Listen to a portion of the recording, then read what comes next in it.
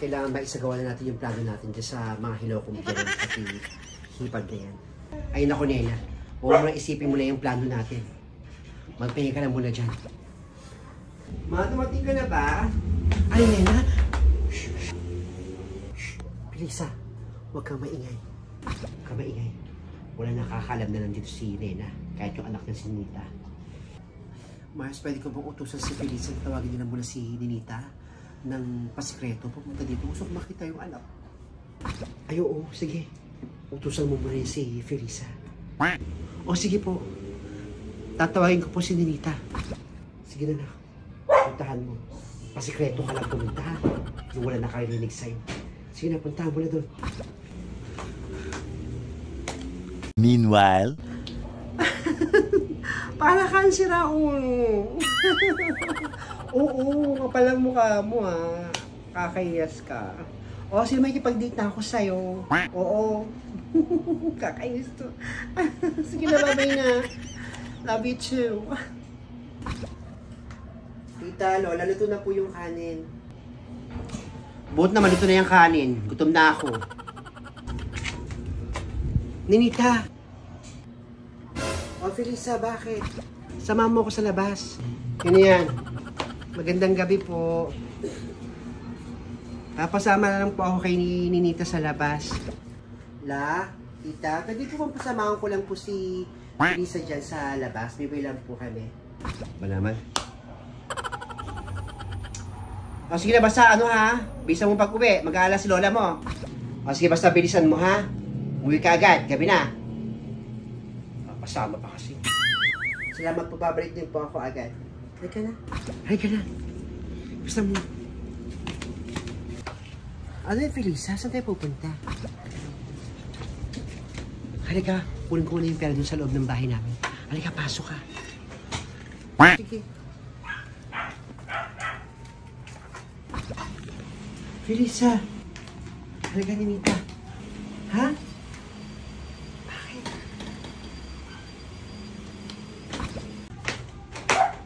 Isa, ano ba yun? Mama mo. Ma?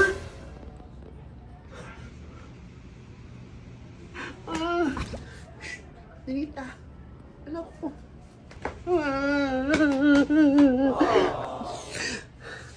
Kumusta ka? Mas na best na kita. Inaam na yung boss mo. Alam ko yung mga pinagagawa niya sa'yo, anak. Alam ko mabuti kang bata, pero umanda sila sa gagawin ko. Nakasubrod ka sa akin. May gagawin tayong plano para mapalaya siyang hilaw mong lola, pati yung tita mong bruha.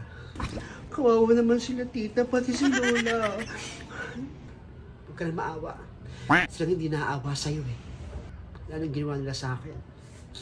Ako na bahala. Bigyan ako ng idea nila Feli, nila Mars, pati nila Daddy Finger. Pinutulungan nila ako.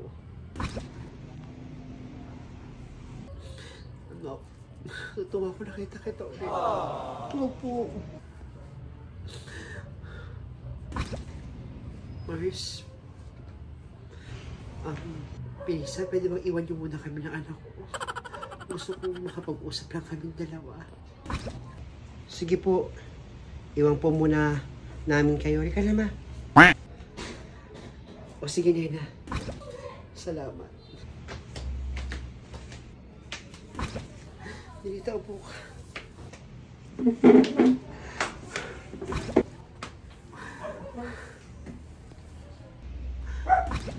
Nak, ganito ang plano ha. Natatandaan mo pa yung pampatulog na nilagay ko sa ilalim ng apartment ko? Opo. Kunin mo. Painom mo ng kape ang tita mo pati lola mo, ha? Sige na, ipainom mo sa kanila. Huwag kang papahalata. Gagawa tayo ng para mapalaya siyang mga yan. Sige po, ma. Uwi na po muna ako. Baka makita nila tayo dito. Sige na. Ingat ka na, anak. Mag-ingat ka na. Mahal na mahal ka ni Mama. Sige na, uwi na. Huwag ka maingay. Sige po.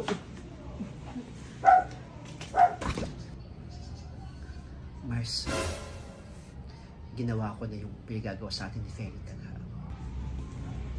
Ay, buti naman sinabi mo na sa anak mo. Kapag nakatulog na yung dalawa, ihilahin natin sila. Ako sana nga maging matagumpay tayo. Oo nga sana maging matagumpay si Ninita sa gagawin natin. Bukas mas gupitan mo ako, ha? Nainitan ako, ha? O sige, ako na bahala sa buhok mo. Gugupitan kita. Kaya ako ito magpapahaba ng buhok kasi mainit. Salamat.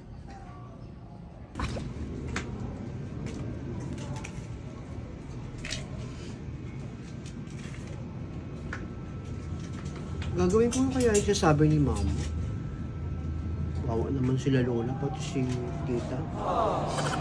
Pero hindi. Tama si Mama. Gawin ko yun. A few moments later. Hi Lola! Hi Tita! Ginawan ko po kayo ng kape. Ano man pumasok sa kokote mo, Ninita, at tinimpla mo kami ng kape ng Lola mo. Karing naman. Salamat dito. Kung masarap pa. Siyempre po, mahal ko po kayo, Tita and Lola. Eh, sinasamahan niyo ako dito sa bahay. Ako, mahal. Paka-plastic mo. Inumin na po yan, Lola. Para po makatulog na. Makatulog mahal. Hanggat mainit pa, mainom niyo na po. Pero sa pagkakatimpla mo, anak ha, ay po. Sarap. Gusto ko yung mga gantong timpla ng kape. In fairness ha, masarap ka magtimpla ng kape ni Nita. Imbes ko naubos. Parang naantok ako. Umimla ako ng kape ha. Antok ako.